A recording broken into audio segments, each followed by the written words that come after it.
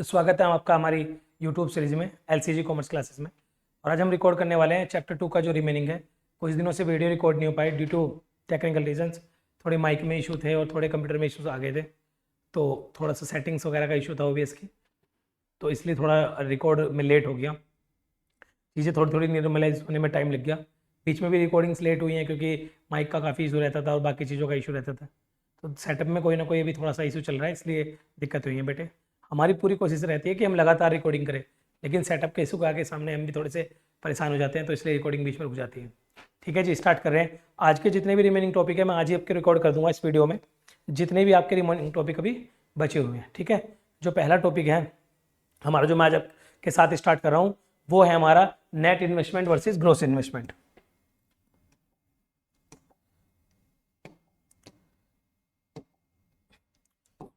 वो है net investment versus gross investment.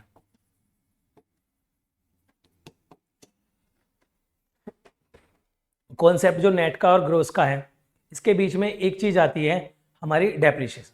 अब हम ब्रिज कॉन्सेप्ट पे स्टार्ट हो जाएंगे। हम जो चैप्टर 3 पढ़ते हैं, चैप्टर 4 पढ़ते हैं, उस हम एक ब्रिज कॉन्सेप्ट का नाम यूज करते हैं। वही इन तीन चीज से मिलकर अब एक ब्रिज बनेगा। मैं तीन कॉन्सेप्ट आपको पढ़ाने जा रहा हूँ, एक नेट इन्वेस्टमेंट और ग्रॉस इन्वेस्टमेंट, एक एनआईटी नेट इनडायरेक्ट टैक्सेशन, और एक आपको पढ़ाने जा रहा हूँ मैं एनएफआईए। ये तीन जो हमारे कंपोनेंट्स है, तीन जो चीज़ें बहुत ज़रूरी है हमारी किसमें, पूरे नेशनल इनकम के चैप्टर में। ये पूरे नेशनल इनकम के चैप्टर करने के लिए सबसे ज़्यादा जरूरी है। ठीक है जी, तो मैं आपको नेट और ग्रोस कह रहा हूँ।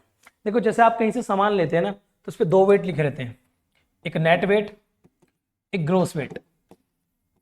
जब आप लोग मान ले डिब्बे में मिठाई ली है, डिब्बे में कोई सामान लिया, तो उसमें एक लिखा होता है ग्रोस वेट। ग्रोस वेट में यानी कि हमारा जो मटेरियल है, वो डब्बा है, उस डब्बे का भी वेट जुड़ा होता है। नेट में जो असली माल है, असली क्वांटिटी है, उसके अंदर असली जो क्वांटिटी है, असली जो वैल्यू है, वो जुड़ी रहती है। सर इससे क्या मतलब हुआ? जो नेट कॉन्सेप्ट है, नेट कॉन्सेप्ट है किसी चीज को काटने के बाद। वो जो डिब्बे वाला कॉन्सेप्ट है, डिब्बे के वजन को काटने के बाद जो वैल्यू है वो नेट है, और जो डिब्बे को काटने से पहले वैल्यू है वो हमारी ग्रोस है। यानी कि डिब्बे को जोड़कर ग्रोस वैल्यू है, डिब्बे का वजन भी और उस आइटम का वजन भी, दोनों चीजों को जोड़ के जो वजन है वो ग्रोस है, और डिब्बा हटा के जो है वो डेट है। तो जी डेप्रिसिएशन में जो कॉन्सेप्ट चलता है, डेप्रिसिएशन क्या है? जैसे ही आप किसी स्टॉक को, आप कैपिटल स्टॉक को, जो फिक्स एसेट को यूज करोगे, वो यूज करने से उसकी वैल्यू घट जाती है। हम जिस दिन अकाउंटिंग कर रहे हैं, जिस दिन हम नेशनल इनकम का कैलकुलेशन कर रहे हैं, उसमें कुछ हमारी क्या आएंगी, दो तरह की गुड्स आती है बिजनेस की। एक अनसोल्ड स्टॉक आता है, एक फिक्स एसेट आती है। अब अनसोल्ड स्टॉक पे तो डेप्रिसिएशन लगता नहीं है, लेकिन जो फिक्स एसेट का वो इन्वेस्टमेंट है, वो कैपिटल स्टॉक का कॉन्सेप्ट है, जो उसमें जो फिक्स एसेट का इन्वेस्टमेंट है, उस इन्वेस्टमेंट में उसकी वैल्यू धीरे धीरे यूज से कम हो जाती है। उसकी वैल्यू जो होती है हर डेट पे सेम नहीं होती। तो उसमें डेप्रिसिएशन को पोर्शन निकालने के लिए कि भाई इसमें कितनी वैल्यू भी यूज हो चुकी है या कितनी टाइम पास होने की वजह से कम हो चुकी है। तो नॉर्मल कोर्स में आपका टाइम पैसेज हो रहा है, टाइम बीत रहा है, आप यूज भी नहीं कर रहे हैं, लेकिन चीजें पुरानी हो रही है, आप यूज कर रहे हैं, तो इन तरह से ना आपकी चीजों की कीमतें घटती है।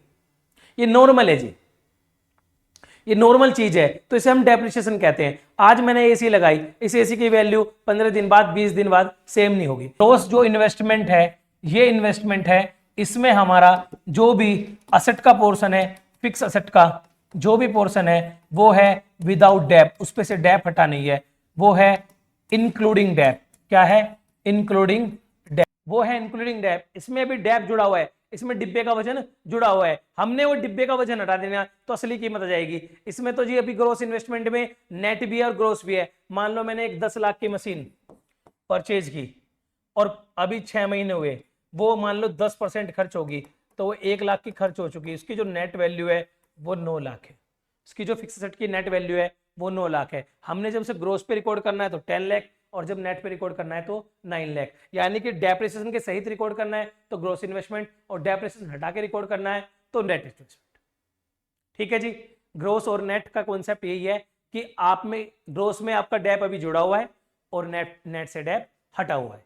ठीक, अभी मैं आपको बताता हूं, ये है ग्रोस, पढ़ना क्यों है जी हमें, ये है नेट। वो क्या करेगा, आपको कई बार ग्रोस वैल्यू को कन्वर्ट करवाएगा नेट में और नेट वैल्यू को करवाएगा ग्रोस में। आपकी जो ग्रोस वैल्यू है उसे कन्वर्ट करवाएगा नेट में। तो इसके बीच हमने याद होना चाहिए, अब हमारा शुरू हो रहा है ब्रिज कॉन्सेप्ट। इसके बीच जो ब्रिज है, ब्रिज नंबर 1, इन दोनों को चीज को जोड़ने वाली जो चीज है वो है डेप्रिसिएशन। क्या है जी? डेप्रिसिएशन। ये याद रखना, ये हमारा आज से यहाँ से ब्रिज कॉन्सेप्ट शुरू हो रहा है। पूरे नेशनल इनकम में चौथे चैप्टर में, थर्ड चैप्टर में भी ब्रिज कॉन्सेप्ट चलता रहेगा। ठीक, मैंने डोमेस्टिक टेरिटरी आपको पढ़ा दिया, मैंने नॉर्मल एजेंडे का कॉन्सेप्ट पढ़ा दिया, मैंने आपको फैक्टर इनकम कॉन्सेप्ट पढ़ा दिया, final goods versus capital good वाला कॉन्सेप्ट सारा पढ़ा दिया, इंटरमीडिएट गुड्स करा दी उसमें। अब चैप्टर 2 में जो मोटे मोटे 3 रिमेनिंग कॉन्सेप्ट है, net investment, gross investment, NFIA और आपका इनडायरेक्ट टैक्स, ये तीनों सबसे ज्यादा इस्तेमाल होंगे आपके नेशनल इनकम में। चैप्टर 3 के तो मान लो जान है जी, ये सर चैप्टर 3 में तो 8 एग्रीगेट्स हैं, कुछ भी नहीं है बेटे, सारे इनसे मिलके बन जाएगी। एक याद रखना है वहाँ GDP, ग्रोस डोमेस्टिक प्रोडक्ट, उसके अलावा कुछ नहीं याद रखना, बाकी खुद याद हो जाते हैं सारे के सारे। बाकी तो आप मेरे सामने के सामने सारे बनाओगे। ठीक है, आपने वहां एक ही वर्ड याद रखना है चैप्टर 3 में, तो GDP। सर उससे काम हो जाएगा, पूरा चैप्टर हो जाएगा जी, एक वर्ड से आपका पूरा चैप्टर हो जाएगा। साथ में 3 की आपको ब्रिज याद हो जाने हैं, इन्हें तो याद करना पड़ता ही नहीं। पहला ब्रिज याद रखो, अगर हमने ग्रोस, जहां भी स्टार्टिंग में कोई भी टर्मिनोलॉजी देगी उसमें अगर G लिखा है, स्टार्टिंग का वर्ड, स्टार्टिंग का पहला वर्ड G लिखा है या N लिखा है, तो इस G को हम पढ़ेंगे ग्रोस और N को पढ़ेंगे नेट। आज मैंने आपको बता दिया ये ग्रोस और नेट इन्वेस्टमेंट को रेफर करता है। हमने अगर वर्ड ग्रोस लेना है तो उसमें डेप जुड़ा हुआ होना चाहिए, उसमें डेप जुड़ा होना चाहिए, और नेट है तो माइनस डेप होना चाहिए। मैं ये कहता हूं हमारे ग्रोस और नेट के बीच में, ग्रोस और नेट के बीच में जो हमारा क्या है ब्रिज है वो है डेप्रिसिएशन। अगर ग्रोस से नेट आना है तो माइनस डेप्रिसिएशन, और नेट से ग्रोस पे जाना है तो प्लस डेप्रिसिएशन। डेप्रिसिएशन जोड़ दो जी, ग्रोस मिल जाएगा नेट से, डेप्रिसिएशन हटा दो जी, ग्रोस से नेट बन जाएगा। कैसे जी? अभी बता दो जी। ये रहा जी, मान लो एक ग्रोस इन्वेस्टमेंट है किसी असेट का, वो है जी वही 10 लाख अपना, इसमें डेप्रिसिएशन मैंने बताई थी 1 लाख, 1 लाख रुपए का कंज्यूम कर चुके जी, 1 लाख रुपए का आप यूज कर चुके, यानी कि इसकी नेट वैल्यू कितनी है? 10 लाख के सामान से, 10 लाख के सेट से 1 लाख रुपए तो आप खा चुके, आप इस्तेमाल कर चुके, खा नहीं चुके मीन्स इस्तेमाल कर चुके, आपने वो तो यूज कर लीजिए। आपको 1 लाख के बराबर सामान यूज कर लिया, एसेट यूज कर ली, उसकी वैल्यू आपने नहीं मिलेगी।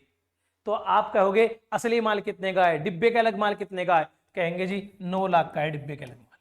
ये डिब्बा हटा के, डिब्बे का वजन हटा के जो माल है वो 9 लाख का है। यानी कि डेप्रिसिएशन जो हमारे यूज हो चुका, जो काम का नहीं है, हमारी जो नेट वैल्यू है वो कितने की है? 9 लाख रुपए की। डेप क्यों लगता है जी? डेप लगता है अपने समय के अनुसार अपनी एसेट को रिप्लेस करना पड़ता है।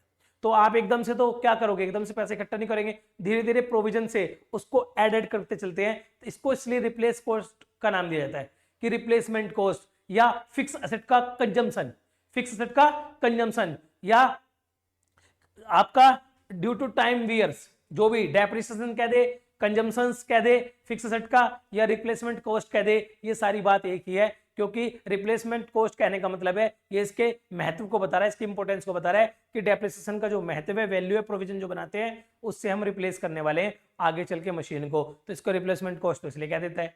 इसको कहते हैं कंजम्पशन ऑफ फिक्स कैपिटल। हाँ जी, फिक्स कैपिटल को खाता रहता है। डेप्रिसिएशन वो चीज है जो नॉर्मल वियर एंड टियर और जो यूजेस के हिसाब से, टाइम बीतने के हिसाब से आपका क्या होता है, आपके असेट में वैल्यू की गिरावट आती रहती है। ठीक जी, आपको डर है किसी मशीन का कि जी आगे हम इसको रिप्लेस करनी है, हमारे पास पैसा कहां से आएगा, तो हम प्रोविजन बना बना के चलते रहते हैं। हाँ जी, ग्रोस से नेट पे जाने के लिए आपने आज से याद रखना है ग्रोस से नेट माइनस डेप, नेट से ग्रोस प्लस डेप, ये चीज आप याद रखें। ठीक है जी, इसके अगला कॉन्सेप्ट, इससे जो अगला कॉन्सेप्ट है खतरनाक वाला कॉन्सेप्ट। ठीक है जी, ग्रोस इन्वेस्टमेंट और नेट इन्वेस्टमेंट छोटा सा पढ़ा है डेप्रिसिएशन यूज करने के लिए, आगे GDCF पढ़ेंगे, GDCF में और ज्यादा क्लियरिटी आ जाएगी। ठीक, ताकि आपका ब्रिज कॉन्सेप्ट खराब ना हो, आपके न्यूमेरिकल पोर्शन वाला एरिया खराब ना हो, इसलिए मैं इनके मेन जो चीजें हैं आपकी यूज की वो करवा रहा हूं। पूछ लेता है अभी पिछले क्वेश्चन में भी, नेट ग्रोस के इक्वल हो सकता है? थ्योरेटिकली पूछ लेता है, हाँ क्यों नहीं हो सकता। डेप को 0 कर दो, नेट ग्रोस से घटता है, डेप आता है, नेट अगर डेप 0 हो जाए थ्योरेटिकली, प्रैक्टिकली तो नहीं होता ऐसा, पर थ्योरेटिकली अगर हमसे पूछ रहा है किसी लेवल पे अगर डेप 0 है किसी लेवल पे अगर डेप जीरो है, भाई सेम डेट को तो डेप जीरो भी हो सकता है किसी ग्रोस इन्वेस्टमेंट पे, पर ओवरऑल इकोनॉमी में ऐसा पॉसिबल नहीं है कि सारी एसेट एक डेट को ही है, उस दिन ही जीरो पीरियड पे निकाल रहे हैं आप उस चीज को। तो इसलिए मैं कहता हूं कि थ्योरेटिकली तो पॉसिबल है। वो पूछ लेता है कि ग्रोस इक्वल टू डेप नेट हो सकता है, ग्रोस इक्वल टू नेट, हाँ जी, अगर ये ग्रोस से घटता है डेप, अगर ये डेप जीरो हो जाए, इसका इंपैक्ट जीरो हो जाए, तो बराबर के वैल्यू नेट हो जाएगी। मान ले ग्रोस 10 लाख, डेप जीरो, तो नेट भी कितना हो जाएगा 10 लाख। तो ये आपका थ्योरेटिकल में पूछ रहा है, याद रखना। ग्रोस कम कम हो सकता है नेट से, कम तो नहीं हो सकता जी, कम कैसे हो सकता है, जुड़ेगा थोड़ी कुछ, नेट तक आने में तो घटता है, जुड़ता थोड़ी है कुछ। सर माइनस में डेप हो जाए, माइनस में कैसे हो जाएगा डेप, डेप तो वैल्यू का गिरना है, पॉजिटिव है, माइनस में कैसे हो जाएगा। ठीक है जी। अच्छा जी, ग्रोस ऑलवेज ग्रेटर, एक ये पूछता है gross always greater than net, नहीं जी ये भी पॉसिबल नहीं है, क्योंकि अभी तो बताया आपने अगर डेप जीरो हो जाए तो ग्रोस और नेट इक्वल हो सकते हैं। तो ऑलवेज वाले वर्ड में दिक्कत आ जाती है, क्योंकि ये फिर इसकी वैलिडिटी खत्म हो जाती है कि डेप जीरो कर दोगे तो ग्रोस इक्वल टू नेट हो जाता है। अगर gross equal to net possible है कहीं भी, तो हमेशा ग्रोस बड़ा तो नहीं हो सकता किससे, नेट से। हाँ जर्नली बड़ा ही होगा, जर्नली बड़ा ही होगा, लेकिन जब वो थ्योरेटिकल खेले, जब वो इस वाले कॉन्सेप्ट पे खेले, ये माइनस प्लस वाले पे, तब आपने थोड़ा सा ध्यान लगाना है। ठीक है, कहीं कहीं आपके लॉजिक परेशान होंगे, जैसे मेरे भी हो रहे हैं कि भाई प्रैक्टिकली तो बहुत कम पॉसिबल है, लेकिन हमने वहाँ प्रैक्टिकलिटी ना देखते हुए इस वाले कॉन्सेप्ट को देखना है कि हाँ हाँ पॉसिबल तो है जी। अगर आपका डेप जीरो हो जाए तो gross equal to net possible है, ऑलवेज ग्रेटर हो ये भी नहीं। कब कह रहे हो आपकी ग्रोस और इक्वल टू डेप नेट हो सकते हैं, तो फिर हमेशा ग्रोस बड़ा नहीं हो सकता, क्योंकि ये वाला कॉन्ट्राडिक्शन हो जाने के बाद।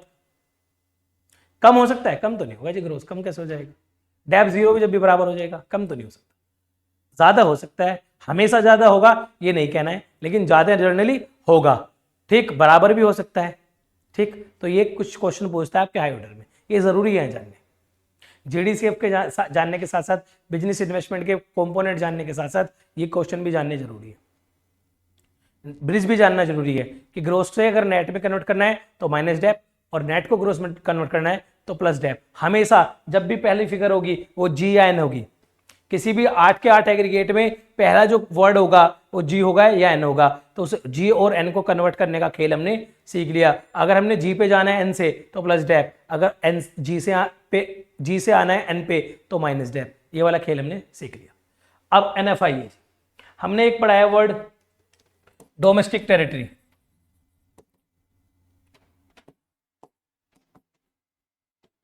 एक है जी नॉर्मल रेजिडेंट कॉन्सेप्ट। ये क्यों बना जी एनएफआई है, एनएफआई की जरूरत क्या है, होता क्या है, जो हमारा डी है डोमेस्टिक टेरिटरी में, इसमें तो विदेशों के भी नॉर्मल रेजिडेंट का कॉन्सेप्ट है, और कुछ चीजें हमारे देश के नॉर्मल रेजिडेंट ने बाहर से कमाई है लेकिन वो इंक्लूड नहीं हो रही, क्योंकि डोमेस्टिक टेरिटरी और इनकम इकोनॉमिक टेरिटरी तो सिर्फ उस वाले कॉन्सेप्ट को कहती है जो हमारे टेरिटरी का हिस्सा है।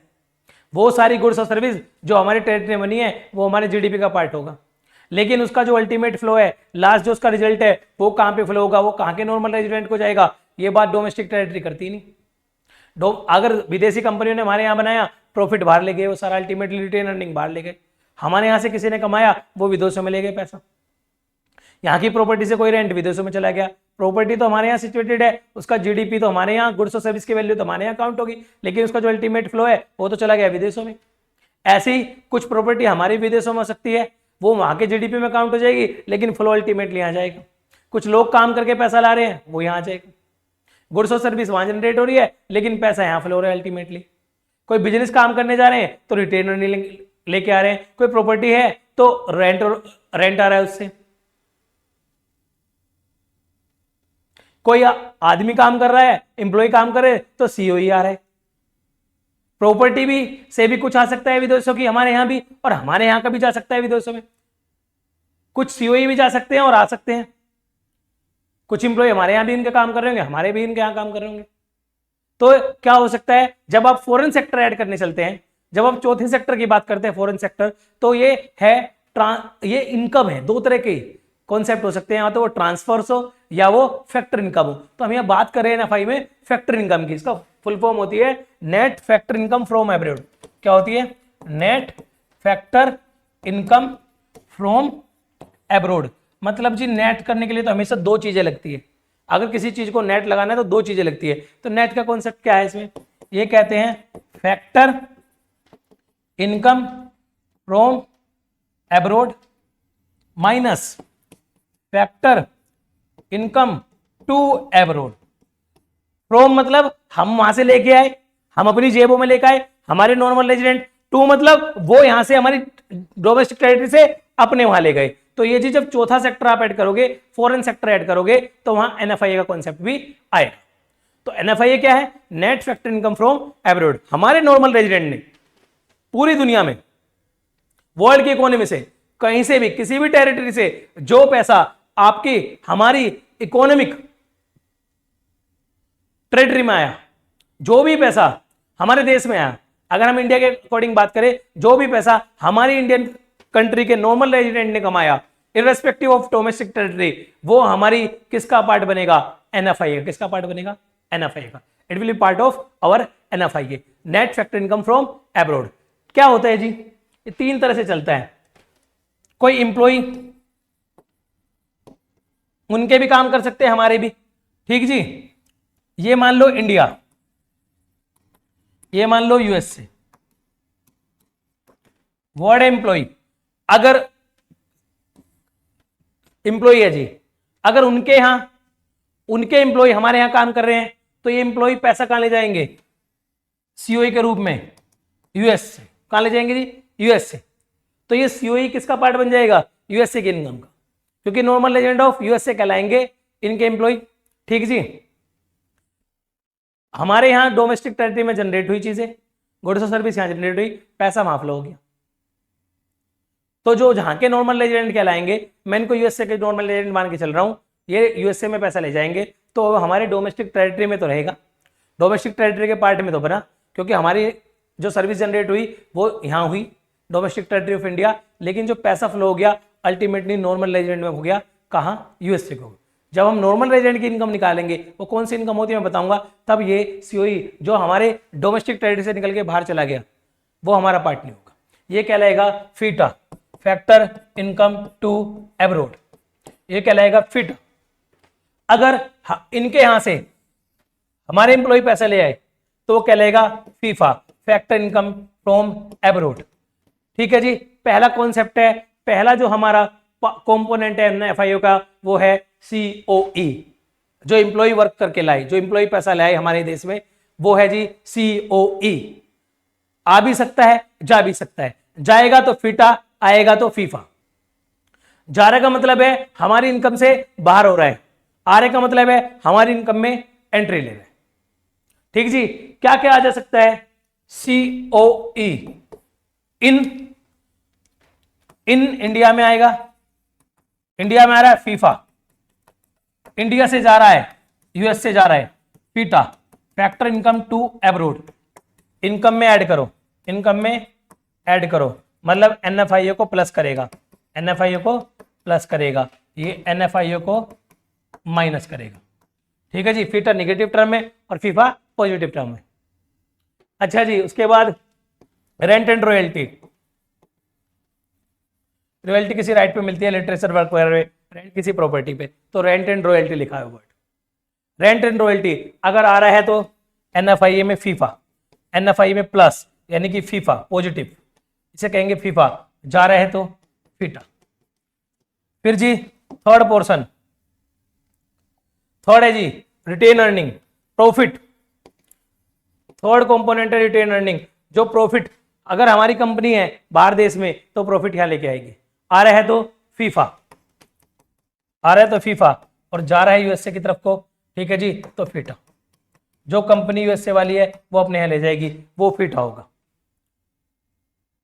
यानी कि component of NFIA, component of NFIA कौन कौन बना जी, COE, COE, rent and royalty, third retained earning. बेटे इसको जरूर याद रखना, बच्चे ज्यादातर इसमें भूलते हैं, रेंट एंड रॉयल्टी को भूल जाते हैं बीच में, ठीक जी। ये तीनों मिला के बनाते हैं NFIA का कंपोनेंट। मेजर काम है जी, कंपनी काम कर सकती है, इंसान काम कर सकते हैं, या कोई प्रॉपर्टी उनके लिए काम कर सकती है, तो सारे तो ले लीजिए मेजर, उन्हीं के थ्रू पैसा आ सकता है, उनके थ्रू पैसा जा सकता है। आ रहा है और जा रहा है, आ रहा है तो NFIA में प्लस, NFIA मतलब पॉजिटिव, जा रहा है तो NFIA नेगेटिव। NFIA पॉजिटिव का मतलब होता है FIFA, factor income from abroad. तो फीफा वही बताया था, फीफा माइनस फीटा, इस टर्मिनोलॉजी को बोलते हैं NFIA। क्या बोलते हैं? Net factor income from abroad, net factor income from abroad. ठीक जी। ये कब संभव है NFIA? Only in case of open economy. Close economy में तो हमारा कॉन्सेप्ट होता ही नहीं फॉरेन का, तो NFIA ऑलवेज भी negative or zero. NFIA close economy case में तो हमेशा जीरो होगा। क्लोज इकोनॉमी में तो रेस्ट ऑफ द वर्ल्ड के साथ ट्रांजेक्शन है ही नहीं, तो NFIA वहां तो जीरो होगा। अब वो पूछता है बढ़िया क्वेश्चन, ये पूछता है can NFIA negative positive zero? बिल्कुल पॉसिबल है, हर चीज पॉसिबल है, मैथमेटिकल कॉन्सेप्ट है। पॉजिटिव कब होगा?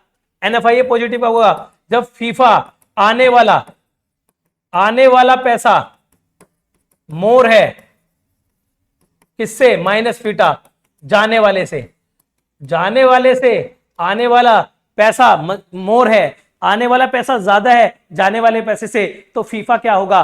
फीफा होगा हमारा यहां वैल्यू ज्यादा। मान लो फीफा आया 200 गया 100, तो net factor income from abroad बन गई 100, NFIA बन गया 100, तो NFIA क्या हो गया? पॉजिटिव। NFIA क्या हो गया? पॉजिटिव। यानी कि जब आपका फीफा बढ़ा है फीटा से, तो NFIA क्या होगा?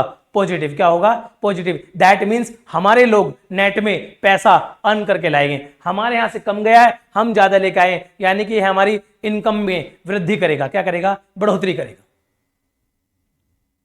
NFIA पॉजिटिव का मतलब ये ऐड होगा हमारी इनकम में। किसका हिस्सा बनेगा जी? नॉर्मल रेजिडेंट से मैंने बताया था, नॉर्मल रेजिडेंट से बनता है नेशनल, नॉर्मल से N से बनता है नेशनल, तो ये हमारी नेशनल इनकम में काउंट होगा। D से बनता है डोमेस्टिक, जो हमारे डोमेस्टिक टेरिटरी का हिस्सा है वो बनेगा हमारी डोमेस्टिक इनकम का पार्ट। जो हमारे नॉर्मल रेजिडेंट का हिस्सा है वो बनेगा हमारे किसका पार्ट? वो पार्ट बनेगा हमारी नेशनल इनकम का। राइट जी, ये राजी आपका NFIA पॉजिटिव हो सकता है अगर आपका फीफा, आपकी आने वाली जो सोर्स है, आने वाली जो कमाई है, जो तीनों NFIA के कंपोनेंट से आने वाली जो कमाई है वो ज्यादा है जाने वाली कमाई से, तो आपका क्या हो जाएगा? Positive NFIA। आप NFIA कैसे निकालते हो? FIFA minus FITA. मैंने कहा फीफा आने वाली इनकम 200 जाने वाली 100, तो net factor income from abroad बन गई 100, यानी कि पॉजिटिव के 100। अच्छा जी, नेगेटिव हो सकता है जी, उल्टा कर दो जी, फीफा है 100, फीटा है 200 माइनस 100, NFIA हो गया आपका negative. That means FITA is more. NFIA negative मतलब फीटा, ये मैं बोलता हूं बच्चों को, NFIA नेगेटिव का मतलब है FITA is more than FIFA. तो ये वैल्यू किसकी है? फीटा की। ये जो नेट वैल्यू बची है फीटा की, कि आपका क्या हुआ? आपके 200 रुपए है फीटा, आपका फीफा है 100, यानी कि आपकी नेगेटिव 100 इनकम। आपने 100 कमाए, 100 तो वो ले गए, 100 और ले गए, तो और माइनस का कितना हो गया? 100 हमारे यहां से ले गए। हमें नेट जो घाटा हुआ 100 का हुआ, हमारी इनकम में जो हरास हुआ वो नेट 100 का हुआ।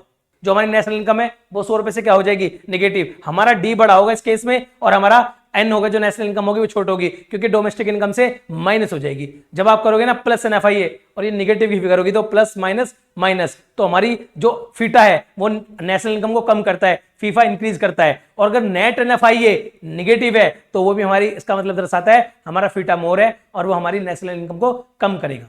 अगर नेट NFIA जो हमारा पॉजिटिव है वो दर्शाता है हमारा फीफा मजबूत है, फीफा ज्यादा है, वो हमारी इनकम को क्या करेगा? पॉजिटिव करेगा। अगर जीरो है, नो चेंज, ना कुछ आया ना कुछ गया, या तो क्लोज इकोनॉमी।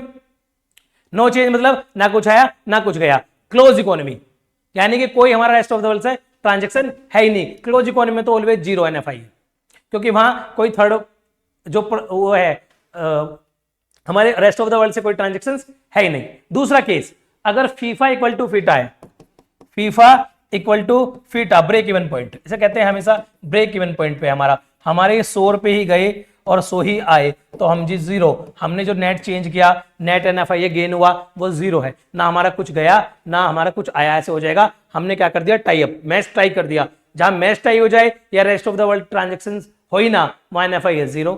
जहां हमारा मैच टाई ना हो, हम घाटे में हो जाए, वहां हमारा NFIA नेगेटिव। जहां हम फायदे में हो जाए, पॉजिटिव हो जाए, वहां हमारा NFIA पॉजिटिव। तो तीनों हो सकते हैं। ये पूछता है इस तरह से, NFIA के पार्ट्स पूछ लेगा और ये 3 चीज पूछ लेगा। ये 3 मार्क्स का बहुत बेहतरीन क्वेश्चन बनता है, सबसे ज्यादा ये बात पूछता है।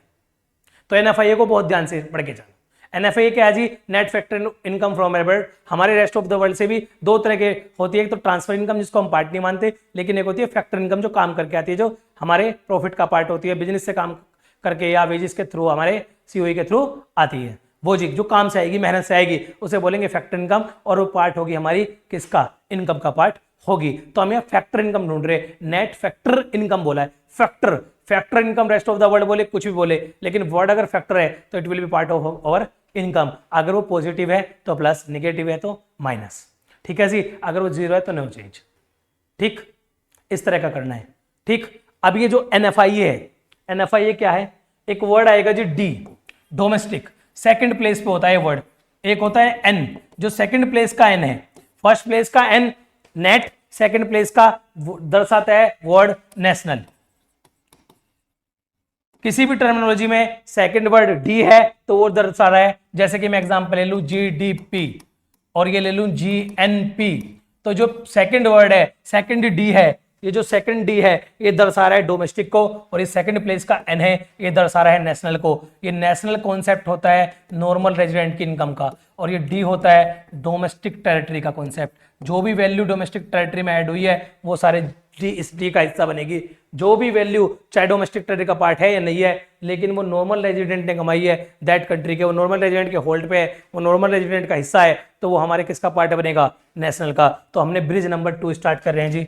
ब्रिज नंबर 2 कह रहे हैं अगर आपको जाना है डोमेस्टिक, यानी कि D से N नेशनल, सेकंड प्लेस का जो N है नेशनल N तक, उसका ब्रिज है। अगर आप जा रहे हैं डोमेस्टिक से, तो हमने नॉर्मल रेजिडेंट की कमाई को जोड़ के चलना है, नॉर्मल रेजिडेंट की कमाई को जोड़ के चलना है। वो करोगे आप, अगर D से आना है N पे प्लस NFIA, रूल वही है, फीफा माइनस फीटा, बाहर लिखा है किसका, साइन प्लस का। अगर ये निगेटिव में आ जाए, NFIA नेगेटिव में है, तो प्लस माइनस माइनस, तो फिर ये क्या हो जाएगा, ऑटोमेटिकली नेगेटिव। आप साइन से मत घबराना, आपने प्लस NFIA करके देख लेना, फीफा और फीटा का टर्मिनोलॉजी को एडलेस करके देख लेना। अगर वहां खुद ही निगेटिव में दिया है तो ये प्लस माइनस हो जाएगा, ऑटोमेटिक माइनस। वो तो मैथ का गेम है जी, उसमें मत घबराना।